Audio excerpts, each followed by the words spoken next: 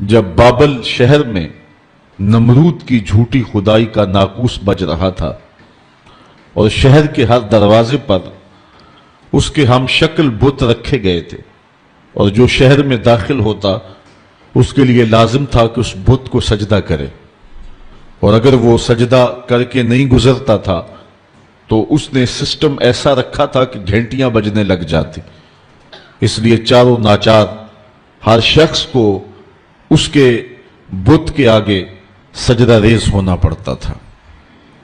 اس ماحول میں جبکہ کفر ہر سمت پھیلا ہوا تھا، ظلمتیں ڈیرا جمائے ہوئے تھی، شب دہجور ہر سمت پنجے گاڑے ہوئے تھی، اور اس کی جھوٹی خدائی کی فسوکاری لوگوں کو جکڑے ہوئے تھی، تو زمانے میں ایک شخص پیدا ہوا جس کو حضرت ابراہیم کے نام سے دنیا جانتی۔ آپ نے نہ صرف نمرود کی جھوٹی خدائی کا انکار کیا، بلکہ انہوں نے جو جھوٹے خدا بنا رکھے تھے ان سب کا انکار کر کے پوری عظیمت اور پوری جرأت کے ساتھ کھڑے ہو کر کے دنیا کے سامنے توحید پرستوں کی جو تصویر پیش کی ہے وہ انوکھی بھی ہے، البیلی بھی ہے، جرأت افزا بھی ہے، اور باطن کو جلا دینے والی بھی۔ آئیے سورہ الانبیاء اٹھا کر کے دیکھتے ہیں۔ اللہ کا نبی جس ماحول میں آنکھ کھولتا ہے اور پھر جوانی کی دہلیز پہ قدم رکھتا ہے، ایک جھوٹے خدا کی خدائی کا ڈنکا بج رہا ہے، اور لوگ اس کے سامنے اپنی پیشانیاں بھی جھکاتے ہیں اور اپنے سر بھی جھکاتے ہیں۔ حضرت ابراہیم جب بلوغت کی عمر کو پہنچتے ہیں، وَلَقَدْ آتَيْنَا إِبْرَاهِيمَ رُشْدَهُ مِنْ قَبْلِ، اللہ ارشاد فرماتا ہے، اور یقیناً ہم نے مرحمت فرمائی تھی ابراہیم کو ان کی دانائی اس سے پہلے، وَكُنَّا بِهِ عَالِمِينَ، اور ہم ان کو خوب جانتے تھے۔ اِذْ قَالَ لِأَبِيهِ وَقَوْمِهِ مَا هَٰذِهِ التَّمَاثِيلُ الَّتِي أَنْتُمْ لَهَا عَاكِفُونَ، جب انہوں نے اپنے چچا اور اپنی قوم سے کہا کہ یہ کیا مورتیاں ہیں جن پر تم پوجا پاٹ کرنے کے لیے جمے بیٹھے ہو۔ وہ بت تھے جن کے ارد گرد وہ بیٹھے رہتے تھے اور ان کی پوجا پاٹ کرتے تھے۔ قالوا وجدنا آباءنا لها عابدین، تو انہوں نے جو دلیل دی وہ یہ تھی کہ ہم نے اپنے آباء و اجداد کو ایسے کرتے ہوئے دیکھا ہے۔ قال لقد کنتم انتم وآباؤکم فی ضلال مبین، حضرت ابراہیم علیہ السلام بولے بے شک تم اور تمہارے آباء و اجداد سارے گمراہی میں ہو۔ قالوا اجئتنا بالحق ام انت من اللاعبین، کہنے لگے آپ کوئی ہمارے پاس سچی بات لے کر آئے ہیں یا یوں ہی ہم سے دل لگی کر رہے ہیں۔ قال بل ربکم رب السماوات والارض، حضرت ابراہیم علیہ السلام نے کہا کہ یہ تمہارے معبود نہیں ہیں، تمہارا معبود وہ ہے جو زمین و آسمان کا رب ہے، الذی فطرہن، جس نے ان کو پیدا کیا ہے، وَأَنَا عَلَىٰ ذَلِكُم مِّنَ الشَّاهِدِينَ، اور میں اس صداقت پر گواہی دینے والوں میں سے ہوں۔ وَتَاللَّهِ لَأَكِيدَنَّ أَصْنَامَكُمْ بَعْدَ أَن تُوَلُّوا مُدْبِرِينَ، وہ ایک میلہ منعقد کیا کرتے تھے شہر سے باہر اور کچھ دن وہاں گزار کر کے آتے۔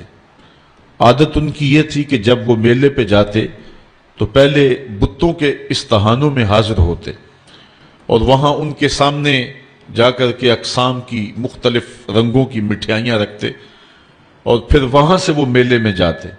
جب واپس پلٹتے تو سب سے پہلے وہ اپنے بت قدوں میں آتے اور اپنے بتوں کو سلام کرنے کے بعد پھر اپنے گھروں کو پلٹتے۔ ہمیں جو طریقہ دیا گیا ہے، میرے اور آپ کے آقا و مولا جب بھی کبھی سفر پہ تشریف لے جاتے تو حضور سب سے آخری منزل مسجد کو رکھتے تھے۔ مسجد سے نوافل پڑھنے کے بعد حضور سفر پر روانہ ہوتے، اور جب واپس حضور تشریف لاتے تو سب سے پہلے مسجد میں جلوہ فراز ہوتے۔ تو ان کا انداز اپنے بتوں کے لیے یہ تھا، اور اہل ایمان کا اپنے رب کے حضور شکرانے اور نذرانے اور محبتوں کے اظہار کا طریقہ یہ متعین اور مقرر کیا گیا ہے۔ خیر، انہوں نے حضرت ابراہیم کو بھی دعوت دی کہ آپ چلے اور ہمارے ساتھ میلے میں شریک ہوں۔ حضرت ابراہیم علیہ السلام نے کہا کہ میں تمہارے اس میلے میں کیسے شریک ہو سکتا ہوں جہاں بت پرستی ہوگی، میں تو تمہارے عمل اور رویے سے پہلے ہی بیزار ہوں۔ تو خیر وہ اپنے بتوں کے سامنے طرح طرح کی مٹھائیاں رکھ کر کے میلے پہ چلے گئے۔ انہیں سان گمان بھی نہیں تھا جو کچھ ہوا ان کے آنے کے بعد۔ حضرت ابراہیم علیہ السلام نے اس موقع کو غنیمت جانا اور ہاتھ میں کلہاڑا پکڑا۔ یہ سورہ الانبیاء ہے۔ سورہ الصافات اٹھائیں، اللہ تعالیٰ جل شانہ نے وہاں سورہ الصافات کے اندر حضرت ابراہیم علیہ السلام کے اس ارادے کی تکمیل کو جو انہوں نے یہاں کیا تھا کہ میں ایک دن تمہارے بتوں سے نپٹ لوں گا، تو آپ ان کے بت خانے کے اندر کلہاڑا لے کر کے تشریف لائے۔ فراغ الی آلہتہم، ان کے بتوں کے پاس حضرت ابراہیم آئے۔ فقال الا تاکلون، ان کے سامنے انواع و اقسام کے کھانے پڑے تھے۔ حضرت ابراہیم علیہ السلام نے کہا کھاتے نہیں ہو؟ ان کی بے بسی کو ظاہر کرنے کے لیے یہ کہا کھاتے کیوں نہیں ہو؟ اب وہ بیچارے کیا جواب دیتے؟ پتھر اور مٹی کے بنے ہوئے مادوں کی منہ میں کون سی زبان تھی کہ جو ما فی الضمیر کا اظہار کر پاتے؟ تو حضرت ابراہیم علیہ السلام نے ان کی مسلسل خاموشی کے بعد فرمایا ما لکم لا تنطقون، بولتے کیوں نہیں ہو؟ فراغ علیہم ضربا بالیمین، یہ اللہ کے پیغمبر کا جلال ہے، آپ نے دائیں ہاتھ میں کلہاڑا پکڑ کے ان کے ٹکڑے ٹکڑے کر کے رکھ دیے۔ کسی کا کان کاٹ دیا، کسی کا سر کاٹ دیا، کسی کی ٹانگیں توڑ دیں، اور کسی کے بدن کے حصے بکھرے کر دیے، کسی کا ویسے ہی کچھ نہ چھوڑا، اس کے بالکل ٹکڑے کر دیے، بجری بنا کے رکھ دیے۔ لیکن ان کا جو بڑا بت تھا اس استحان کے اندر، اس کو کچھ نہ کہا اور کلہاڑا اس کے کندھے پہ رکھ دیا۔ اب قرآن مجید میں یہاں سورہ انبیاء میں جو اس واقعے کو بیان کیا ہے وہاں انداز دیکھیے۔ آپ نے فرمایا وَتَاللَّهِ لَأَكِيدَنَّ أَصْنَامَكُمْ بَعْدَ أَن تُوَلُّوا مُدْبِرِينَ، جب تم پلٹ کے پیٹھ پھیرتے ہوئے آؤ گے تو میں تمہارے بتوں کے ساتھ جو ہے کوئی سلوک کروں گا، ان کا بندوبست کر لوں گا۔ فَجَعَلَهُمْ جُزَازًا، تو پس آپ نے ان کو ریزہ ریزہ کر ڈالا۔ الا کبیر لہم، لیکن جو ان کا بڑا بت تھا حضرت ابراہیم علیہ السلام نے اس کو کچھ نہیں کہا۔ یہ نہیں کہ اس پر غصہ نہیں تھا، بلکہ ایک حکمت تھی، اس قوم کو رسوا کرنا تھا اور اس قوم کو لاجواب کرنا تھا، ان کے سامنے ان بتوں کی حیثیت رکھنی تھی۔ تو حضرت ابراہیم علیہ السلام نے بڑے بت کو کچھ نہیں کہا۔ لعلہم الیہ یرجعون، تاکہ وہ لوگ اس افتاد کے بارے میں اس کی طرف رجوع کریں۔ اب قوم جب واپس آئی تو معمول ان کا یہی تھا کہ وہ پہلے بت خانے میں آیا کرتے تھے۔ جب وہ بت خانے میں داخل ہوئے تو عجیب تماشا دیکھا کہ جن بتوں سے وہ مرادیں مانگا کرتے تھے، جن سے بارش کی دعائیں کیا کرتے تھے، اور جن کے ساتھ ان کی حکومت، سیاست، ان کا معاش، ان کی معاشرت وابستہ تھی، ان کے حصے بکھرے پڑے ہوئے دیکھے اور ان کی ٹانگیں ٹوٹی ہوئی دیکھی تو بہت پریشان ہوئے۔ قالوا من فعل هذا بآلهتنا انه لمن الظالمین، کہنے لگے ہمارے ان خداؤں کے ساتھ یہ سلوک کس نے کیا ہے؟ جس نے یہ کام کیا ہے وہ ظالموں میں سے ہے۔ غصے سے پیچو تاب کھانے لگے کہ برا حال ہوا ہے، دھڑن تختہ کر کے رکھ دیا اور ان کے جسم کے ٹکڑے بکھرے ہیں بت خانے کے اندر، مٹھائیاں بکھری ہوئی ہیں، پلیٹیں بکھری ہوئی ہیں۔ تو کہنے لگے یہ کسی نے بہت برا کیا، سخت ظلم کیا، زیادتی کی ہے۔ قالوا سمعنا فتى يذكرهم يقال له ابراہیم، کہنے لگے چند آدمیوں نے ان لوگوں میں سے کہا ایک نوجوان کو سنا ہے جو ان بتوں کا ذکر برائی سے کرتا ہے، اس کا نام ابراہیم، ورنہ اس بھرے ماحول میں ان بتوں کے ساتھ یہ سلوک بھلا کون کر سکتا ہے؟ ان بتوں کی ہیبت سے سارے خائف ہیں۔ ایک بندہ ہے اس پورے معاشرے کے اندر جو جرأت کے ساتھ ان بتوں کے خلاف بولتا ہے، اس کو ابراہیم کہتے ہیں، یہ سب کچھ اسی کا کیا دھرا ہوگا۔ قالوا فاتوا به علی اعین الناس لعلهم یشهدون، کہنے لگے پھر پکڑ کر لاؤ اسے سب لوگوں کے سامنے लोगों के रूबरू वो इसके मुतल्लिक़ को शहादत दें। जिन लोगों ने उस शख्स को, इब्राहीम को, इन बुतों की बुराई बोलते हुए देखा है, वो कहें कि वाकई ये बुतों का मुखालिफ है और ये इल्ज़ाम हम उस पर लगाएं कि उसने ये किया हुआ होगा और फिर उसको सजा दें। हज़रत इब्राहीम अलैहिस्सलाम ले आए गए और उनको पकड़ करके, गिरफ्तार करके जो है वो बादशाह के दरबार में हाजिर कर दिया गया। आयान सल्तनत भी बैठे हैं, वज़रा भी बैठे हैं, मशीर भी बैठे हैं, खुद नमरूद भी बैठा है, पुजारी भी, और उन इस्ताहानों के और उन बुत खानों के परोहत भी बैठे हुए हैं। मन्नतें मानने वाले, दुआएं मांगने वाले, उनको अपना माबूद समझने वाले, अपनी पेशानी उनके चरणों में रखने वाले सारे बैठे और अपने बुतों की बदहाली पे पेचो ताब खा रहे हैं।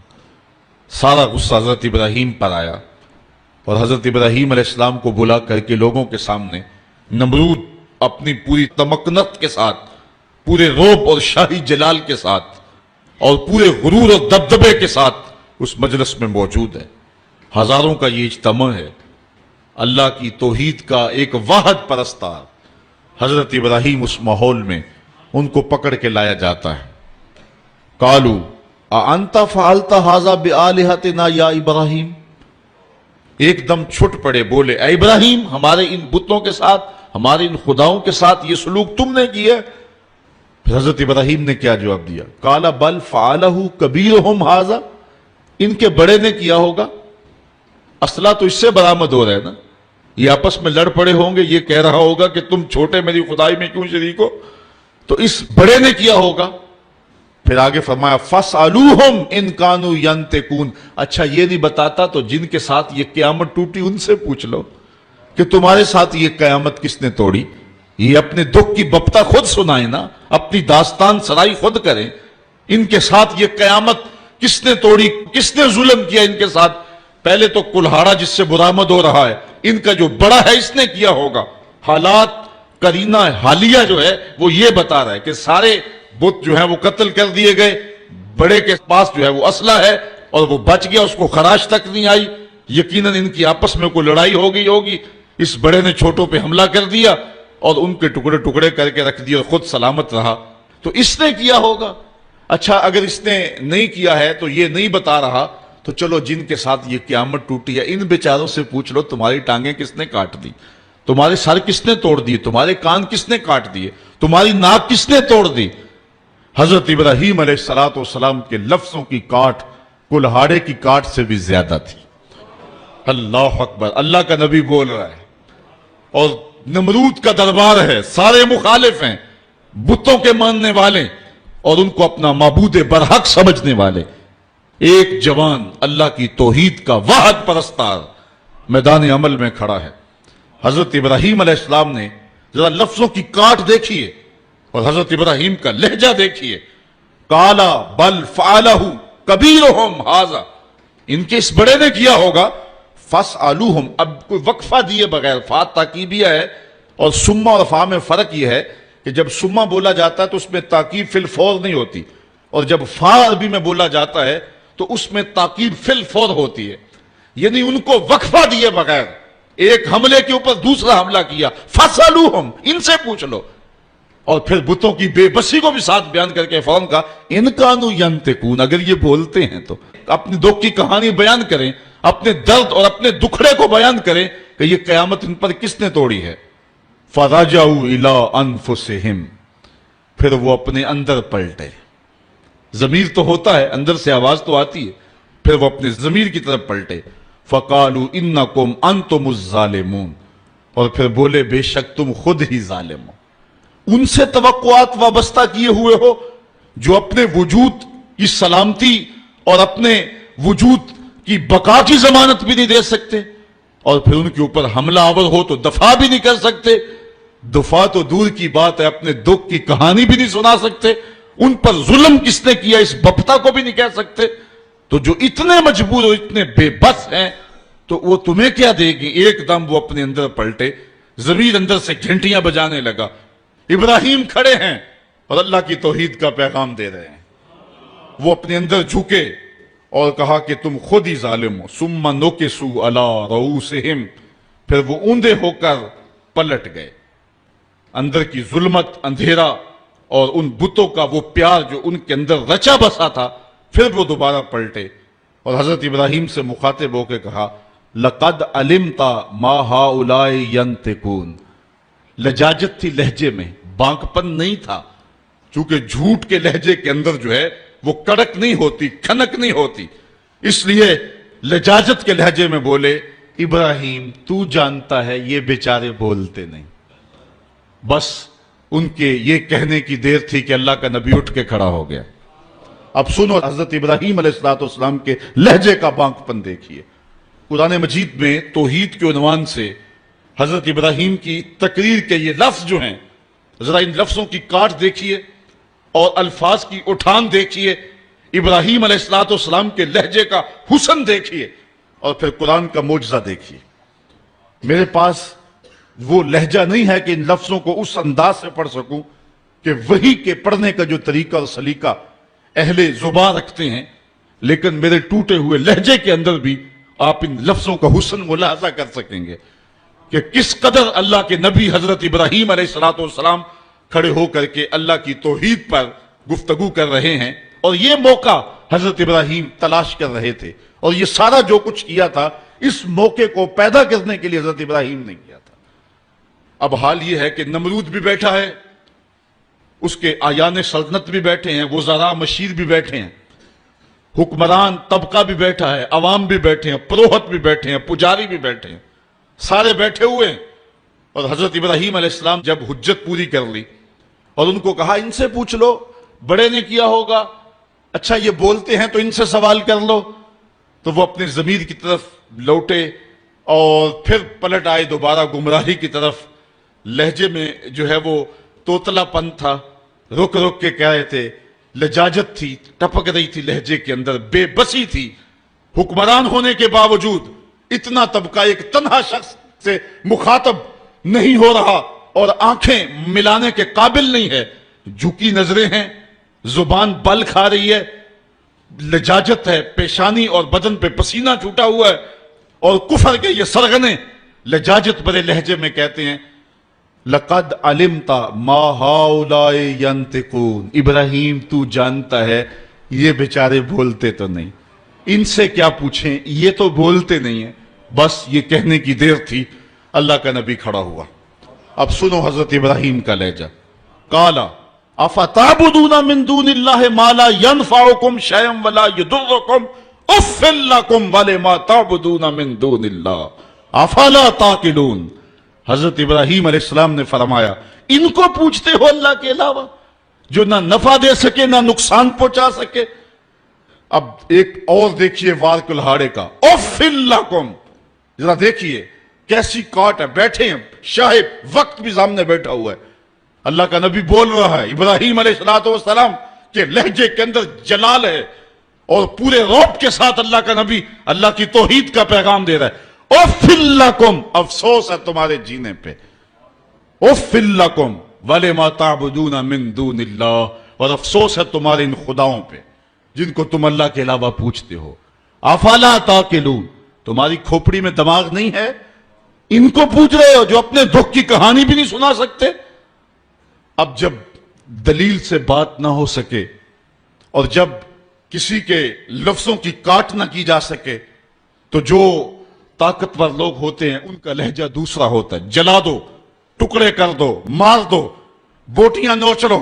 انہوں نے کہا قالو حرقوہ وانصروا آلہتکم ان کنتم فاعلین. آپس میں بولے اس کی زبان تو روکی نہیں جا سکتی، اس کے لہجے کا جواب تو دیا نہیں جا سکتا، اپنے بتوں کا دفاع تو ہو نہیں سکتا. ہمارے اس معاشرے میں یہ ایک شخص کھڑا ہو گیا اور ہمارے بتوں کے خلاف بول رہا ہے، اب اس کا جواب تو تم دے نہیں سکتے، اس طرح کرو کہ اس کو جلا کے راکھ کر دو. آج جو ٹیری جونز نے امریکہ کے اندر کتاب رحمت کے ایک نسخے کو جلانے کا اعلان کیا ہے، یہ اپنی شکست کا اعلان کیا ہے. قرآن کی صداقت کے آگے بول نہیں سکا ہے. قرآن کا یہ نعرہ، اگر اس کتاب رحمت میں تمہیں شک ہے تو اس کی مثل ایک صورت ہی لا کے دکھاؤ. یہ قرآن کا چیلنج آج بھی موجود ہے. بیروت میں، شام میں، فلسطین میں، مصر میں اور اسرائیل کے اندر کتنے یہودی ہیں جو بائی برتھ عربی ہیں، اور وہ عربی کو اچھی طرح سے جانتے ہیں. یہ چیلنج ان کو دیا گیا ہے، لاؤ نا قرآن کی مثل ایک صورت. لیکن جب دلیل کی زبان بند ہو جائے اور انسان دلیل سے بات نہ کر سکے تو پھر اوچھے ہاتھ کنڈوں پہ اتر آتا ہے، پھر گالی اور گولی اس کا لہجہ ہوتا ہے، پھر وہ کہتا ہے جلا دو، ٹکڑے کر دو. تو حضرت ابراہیم علیہ السلام کے لیے انہوں نے سب نے مل کر کے یہ فتویٰ دیا، قالوا حرقوہ وانصروا آلہتکم، اس کو جلا دو اور اپنے معبودوں کو بچا لو. ان کنتم فاعلین، اگر تم کچھ کر سکتے ہو تو یہی راستہ تمہارے پاس رہ گیا ہے. اگر اپنے خداؤں کا دفاع کرنا ہے تو پھر اس کی زبان بند کرنے کے لیے یہی طریقہ ہے کہ اس کو آگ میں جلا دیا جائے. اب آگ کا آلاؤ روشن کر دیا گیا. حضرت ابراہیم کو تلوار کی ایک ضرب سے بھی کاٹنے کا اہتمام کیا جا سکتا تھا، لیکن رنگ کوئی اور تھے اور رب کو کچھ اور منظور تھا.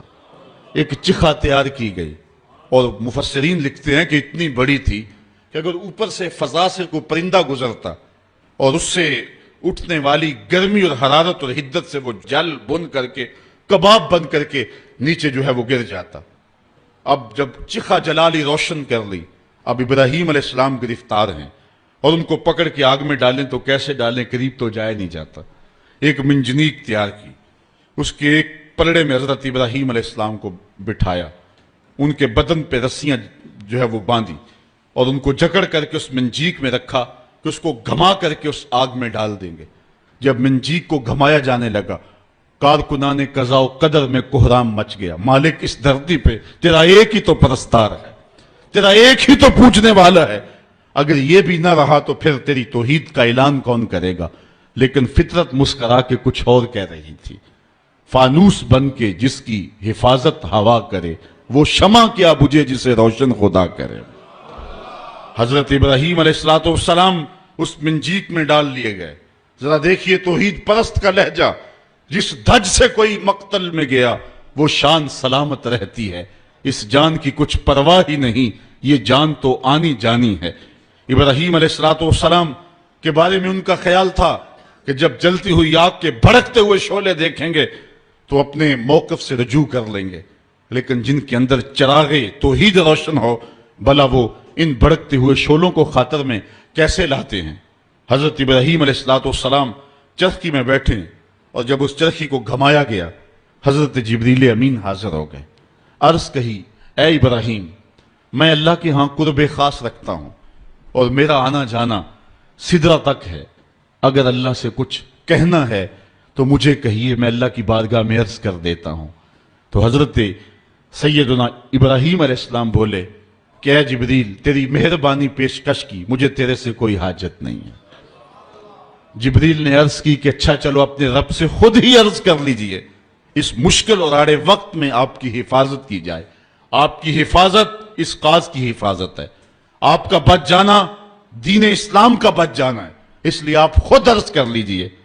حضرت ابراہیم بولے، اے جبریل امین، مجھے یہ بتاؤ، کافروں کے دل میں یہ بات کس نے ڈالی کہ میرے لیے آگ کے یہ الاؤ روشن کیے جائیں؟ کہا رب جلیل نے. کہا اگر جلیل کی یہ مرضی ہے تو پھر خلیل کی بھی یہی مرضی. جے سونا میرے دکھ وچ راضی تے میں سکھ نو چلے ڈاواں، اگر اس کی رضا ہے کہ میں جلوں تو میں 100 بار جلنے کے لیے تیار ہوں. اچھا، انہوں نے اس منجنیق کو گھما کر کے حضرت ابراہیم علیہ السلام کو آگ میں ڈالا. حوروں کی چیخیں نکل رہی تھی، عرش مولا تھرا رہا تھا. کارکنان قضاء و قدر پریشان تھے کہ دھرتی پر ایک ہی رب کی توحید کا متوالا اور اس کو بھڑکتی ہوئی آگ کے شعلوں پہ ڈالا جا رہا ہے. لیکن قدرت نے جو دکھلانا تھا وہ کچھ اور تھا. جب حضرت ابراہیم کو گھما کر کے آگ میں ڈال دیا گیا، ادھر حضرت ابراہیم آگ میں پہنچے، ادھر آگ کو رب کا سندیسہ پہنچا. قلنا یا نارو کونی بردم و سلامن علی ابراہیم. ہم نے آگ سے کہا، اے آگ ٹھنڈی ہو جا، اتنی ٹھنڈی بھی نہ کہ میرے خلیل کو سردی لگ جائے، ٹھنڈی بھی سلامتی کی ہونا، میرے ابراہیم پہ ٹھنڈی ہو جا. حضرت ابراہیم علیہ السلام اس آگ میں آ گئے. باہر تو بھڑکتے ہوئے شعلے تھے، اندر جنت کی ہوائیں چل رہی تھی. ایک دن نہیں، 2 دن نہیں، 40 دن تک اللہ کا خلیل اس آگ میں رہا ہے. 40 دن تک حضرت خلیل اللہ اس آگ کے اندر رہے. اندر گلزار بنا ہوا تھا، جنت کا ماحول تھا، فردوس کی جو ہے وہ بہاریں تھیں، اور باہر آگ جل رہی تھی. باہر کوئی جاتا تو وہ دور سے بھاگ آتا. اب ان کا تو خیال تھا کہ راکھ بھی نہیں بچی ہوگی, لیکن آگ کے جب شعلے سرد ہوئے اور جب کوئلے بجھے تو حضرت ابراہیم کوئلوں پہ چلتے ہوئے یوں آ رہے ہیں جس طرح کوئی نازنین پھولوں پہ چلتا ہوا آتا. حضرت ابراہیم علیہ السلام سے پوچھا گیا زندگی کے بہترین لمحے کون سے گزرے ہیں؟ کہا وہی لمحے جو نار نمرود کے اندر گزار کے آیا ہوں.